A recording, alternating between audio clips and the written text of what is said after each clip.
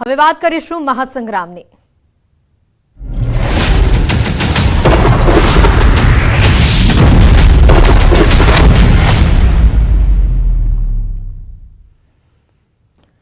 તો ક્ષત્રિય આંદોલનને લઈને સૌથી મોટા સમાચાર અહીંયા આવી રહ્યા છે। ક્ષત્રિયોમાં સૌથી મોટા ભાગલા પડવાના એંધાણ અહીંયા વર્તાઈ રહ્યા છે। સંકલન સમિતિ સામે પદ્મિનીબા લાલ ગુમ થયા હોવાની માહિતી સામે આવી રહી છે। રાજકોટમાં કેમ રાજ શેખાવતને બોલવા ન દીધા? ભાઈઓ બહેનો દીકરીઓ માટે આવ્યા હતા। આ કઈ મૂવી છે? પાર્ટ 1 અને પાર્ટ 2 કરે છે। ક્ષત્રાણીઓને કેમ ફોર્મ ન ભરાવ્યા? બેઠક માટે પીટી જાડેજાએ ફોન કર્યો હતો। સંકલન સમિતિ સારી નથી, પીટી જાડેજા કહેતા હતા સંકલન સમિતિ સારું નથી કરી રહી તો બેઠકમાં કેમ આવ્યા?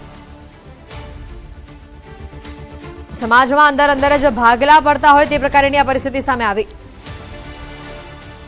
કેમ રાજ શેખાવતજીને લેવાય ત્યાં બોલવા ના આપ્યા? યુવરાજભાઈને બોલવા ના આપ્યા? સંકલન સમિતિ છે કોણ? સમાજે થોડું સંકલન સમિતિને હક આપ્યો છે કે તમે આમ કરો કે તેમ કરો? ટાઈમ ઉપર ટાઈમ જ આપ્યા। સંકલન સમિતિ હવે શું કરે છે ને હું નિર્ણય લેવા જોવા આવી છું કે સંકલન સમિતિને જો હકીકતની લડાઈ આપી હોત તો 16 તારીખે રૂપાલાભાઈને ફોર્મ ભરવા દેવામાં ન આવત।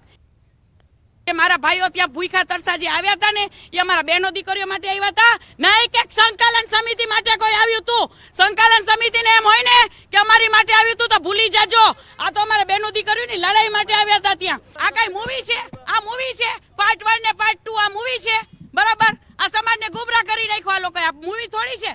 તો પાર્ટ 2 ને પાર્ટ 1 કરતા હતા, ક્યાં ગયો પાર્ટ 2 તમારો? અને ઓલા તૃપ્તિબા ક્ષત્રિયાણીઓ ઇતિહાસ રચશે, 350 ફોર્મ ભર્યા ફોર્મ કહીએ શું થયું? કઈ ન થયું, બરાબર? અમે રાજકોટના હતા મેન, તો અમને કોઈ સંકલન સમિતિ વાળા એક ફોન પણ નથી કર્યો કે તમે આમ કે તેમ ફલાણું કે ઠીકડું। મને કોઈ સંકલન સમિતિ તરફથી ઇન્વિટેશન નતું આપવામાં આવ્યું। મને પીટી જાડેજાએ ફોન કર્યો હતો અને પીટી જાડેજા ત્યાં એમ કહેતા હતા કે સંકલન સમિતિ સારી નથી, સંકલન સમિતિ મને પણ બોલવા નથી દેતી, સંકલન સમિતિમાં હું છું પણ નહીં, ખાલી હું રૂપાલાભાઈના ઓપરેશન સુધી સંકલન સમિતિમાં છું। તો ત્યારે પીટી મામા અહીંયા શું કરે છે? એક્શન જ લેવી જોઈએ ને, એક્શન લેવાનો ટાઈમ નીકળી ગયો। આંદોલન 24 કલાક 48 કલાકનું હોવો જોઈએ, જેને રિઝલ્ટ લેવું જોઈએ એ 24 કલાક 48 કલાકનું આંદોલન હોય, નહીં કે આટલો ટાઈમ નીકળવાનો। 16 તારીખે ફોર્મ જ શું કામ ભરવા દીધું?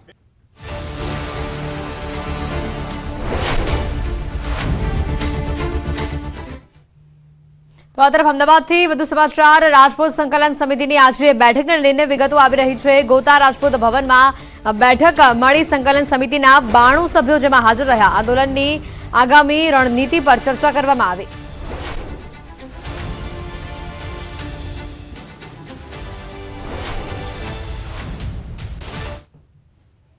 તો આ તરફ ન્યૂઝ 18 ગુજરાતીના અહેવાલની પણ ધારદાર અસર અમે આપને બતાવી રહ્યા છે। ઘોગંબાની ખાનપાટલા પ્રાથમિક શાળામાં ઓરડાના અભાવે વિદ્યાર્થીઓને રહેણાંક મકાનની અંદર ગ્રામ પંચાયત અને કચેરીઓ છે ત્યાં અભ્યાસ કરવો પડતો હતો। વિદ્યાર્થીઓને અભ્યાસ માટે જે અગવડતા પડતી હતી આ અંગે વાલીઓની આપવીતી અને માંગણીને ન્યૂઝ 18 ગુજરાતીએ સમગ્ર અહેવાલ આ મામલે પ્રસારિત કર્યો અને જે બાદ તંત્રના જવાબદારો દોડતા થઈ ગયા।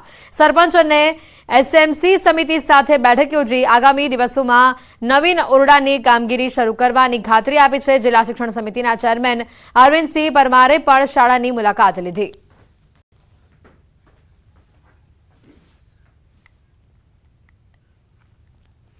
વિદ્યાર્થીઓ ખુલ્લામાં અભ્યાસ કરતા હતા। રહેણાંક મકાનની અંદર, કચેરીઓની અંદર આ વિદ્યાર્થીઓને અભ્યાસ કરવું પડતું હતું। વિદ્યાર્થીઓ પાસે ભણવા માટેના ઓરડા ઉપલબ્ધ ન હતા અને જેને લઈને વાલીઓ દ્વારા જે રજૂઆત કરવામાં આવી હતી આ ધારદાર રજૂઆતને ન્યૂઝ 18ને સમગ્ર તંત્ર સામે પ્રસારિત કરી અને તે બાદ ન્યૂઝ 18ના અહેવાલની અસર પડી છે અને તાત્કાલિક ધોરણે ઓરડા બનાવવાનું કામ જે છે તે શરૂ કરી દેવામાં આવ્યું છે।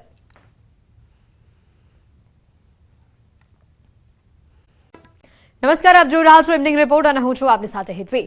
મહત્વના સમાચાર। હવામાન વિભાગની આગાહી જે સામે આવી છે। આગામી 4 દિવસ તાપમાન યથાવત રહેશે। 4 દિવસ બાદ ગરમીમાં જોરદાર વધારો થશે। 4 દિવસ બાદ 2 થી 3 ડિગ્રી તાપમાન વધશે। દરિયાકાંઠાના વિસ્તારોમાં અકળામણ અનુભવાશે તો સાથે જ દરિયાકાંઠાના વિસ્તારોમાં ગરમ પવનો પણ વધુ માત્રામાં ફૂંકાવાની શક્યતા વ્યક્ત કરવામાં આવી છે।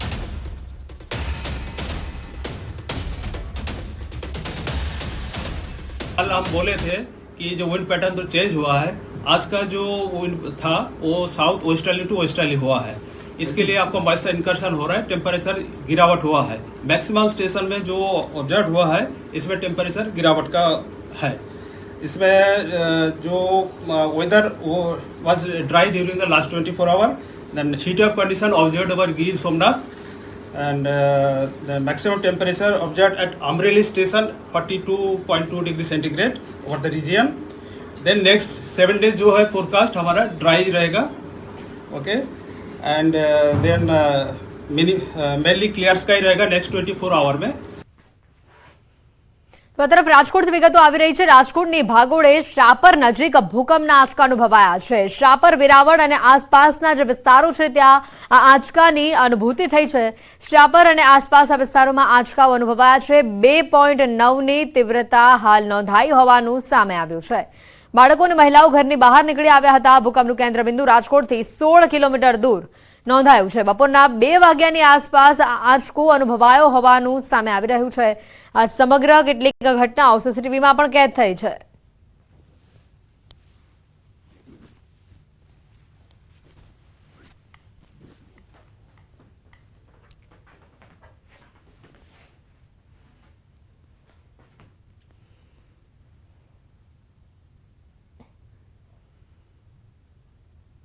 હવે વાત કરીશું મહાસંગ્રામની।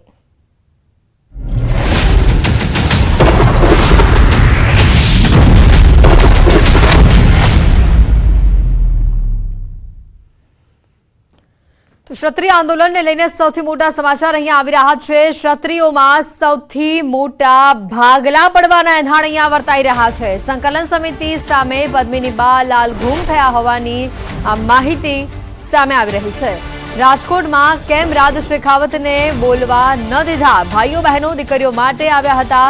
આ કઈ મૂવી છે? પાર્ટ 1 અને પાર્ટ 2 કરે છે। ક્ષત્રાણીઓને કેમ ફોર્મ ન ભરાવ્યા? બેઠક માટે પીટી જાડેજાએ ફોન કર્યો હતો। સંકલન સમિતિ સારી નથી, પીટી જાડેજા કહેતા હતા સંકલન સમિતિ સારું નથી કરી રહી તો બેઠકમાં કેમ આવ્યા?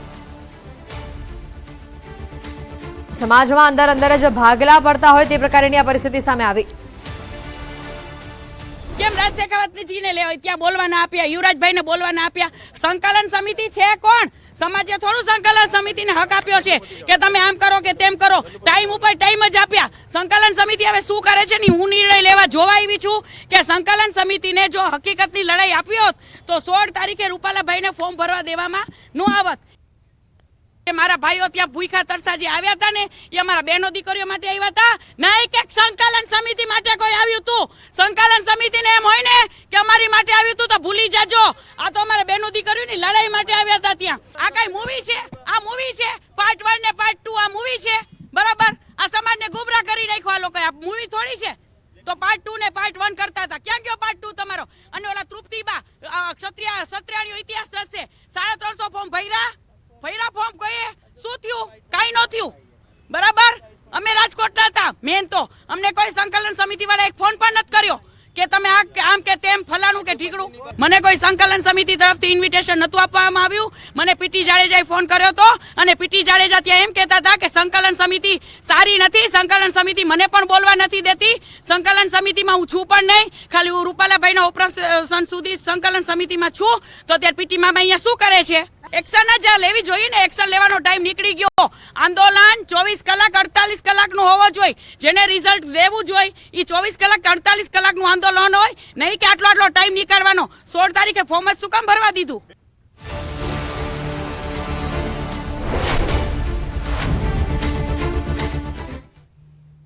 તો આ તરફ અમદાવાદથી વધુ સમાચાર। રાજપૂત સંકલન સમિતિની આજે બેઠકને લઈને વિગતો આવી રહી છે। ગોતા રાજપૂત ભવનમાં બેઠક મળી। સંકલન સમિતિના 92 સભ્યો જેમાં હાજર રહ્યા। આંદોલનની આગામી રણનીતિ પર ચર્ચા કરવામાં આવી।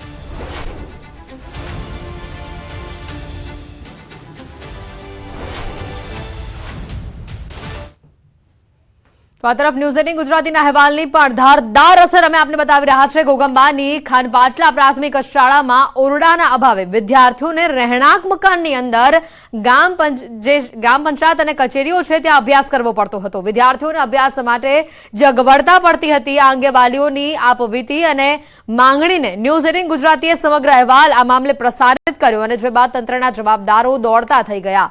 સરપંચ અને એસએમસી સમિતિ સાથે બેઠક યોજી આગામી દિવસોમાં નવીન ઓરડાની કામગીરી શરૂ કરવાની ખાતરી આપી છે। જિલ્લા શિક્ષણ સમિતિના ચેરમેન અરવિંદસિંહ પરમારે પણ શાળાની મુલાકાત લીધી।